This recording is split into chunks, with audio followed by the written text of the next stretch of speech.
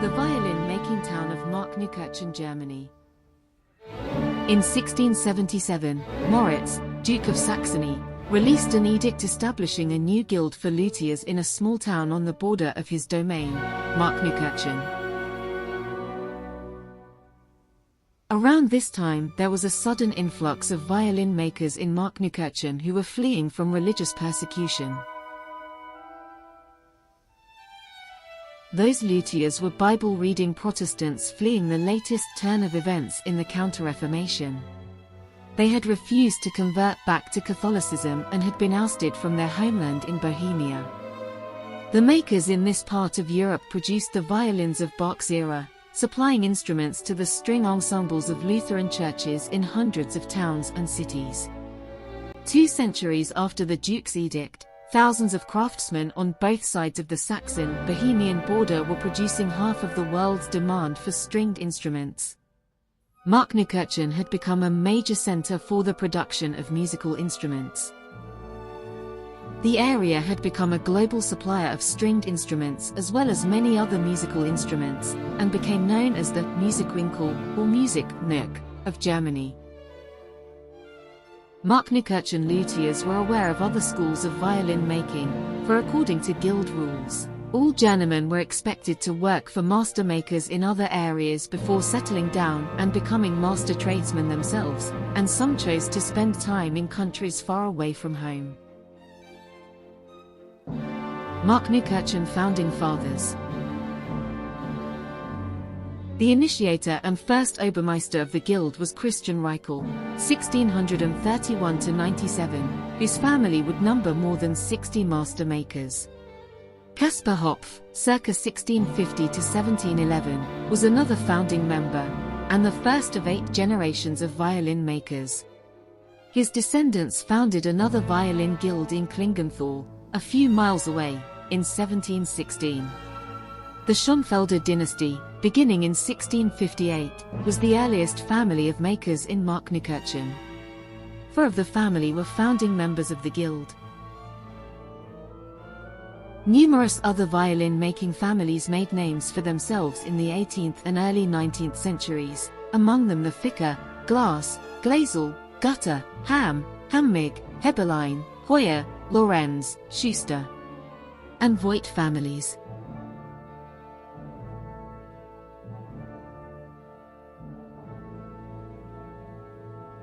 From about 1840 onwards, Markneukirchen became the center of a monumental violin-making operation, involving thousands of self-employed, highly skilled craftsmen on both sides of the Saxon-Bohemian border, all dependent on one another yet working independently. By the end of the 19th century, more than 150,000 violins and 400,000 bows were being produced every year in Markneukirchen. All were essentially made by hand. Over 50% of the global demand for all types of stringed instruments was met by Markneukirchen, and 90% of the market for strings, the gut, came from all over Europe, and from Odessa and Tashkent.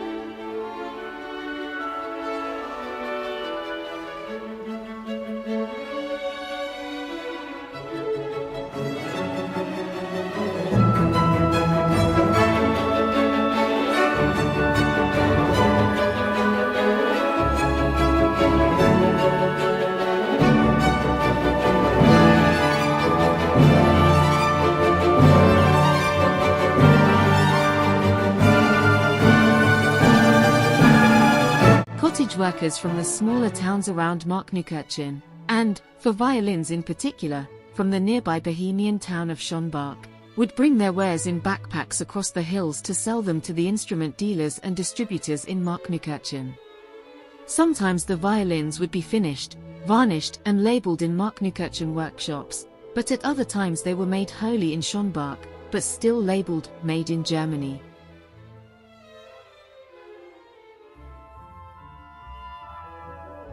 A toolmaker named William Thau initiated the process of patenting a machine for carving violin tops and backs.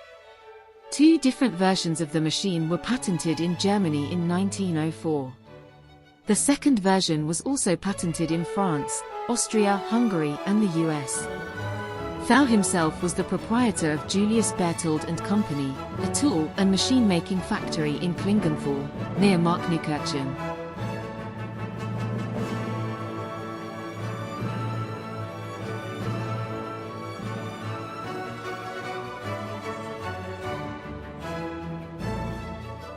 His machine was not the first used to carve violins, but it was certainly the quickest of its time.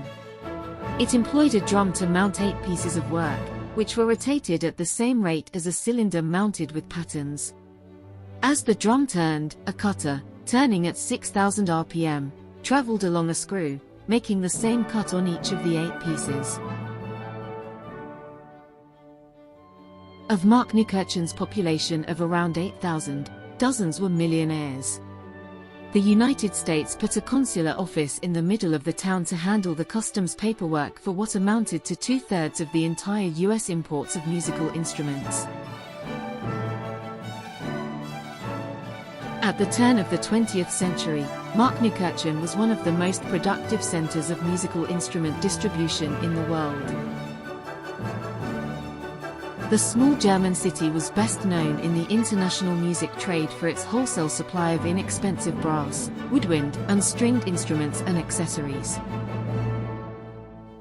In 1914, the First World War abruptly terminated the golden age of Markneukirchen. The economic depression that came after the war prevented the violin market from reaching its former level, although in spite of this, some of the art violin luthiers experienced their own golden age in the 1920s and 30s. After the Second World War and the fall of the Iron Curtain, Markneukirchen was in East Germany, cut off from the West. Schonbach, known as Luby in Czech, was in Czechoslovakia, and the German-speaking Schonbach makers and their families were required to leave the country. After many trying experiences as fugitives in various places, 2,000 Schonbach makers ended up in Bubenreuth, in northern Bavaria, where they started making stringed instruments again. Bubenreuther's production soon far outstripped Markneukirchen's.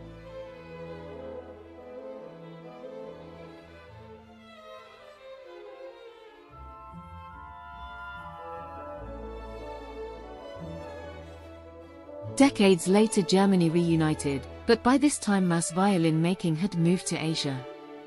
However, the legacy of Saxon, Bohemian violin making lives on, in the crafting of medium-range and high-quality instruments in Markneukirchen and Bubenreuth, where prize-winning luthiers have clients who play in major orchestras around the world.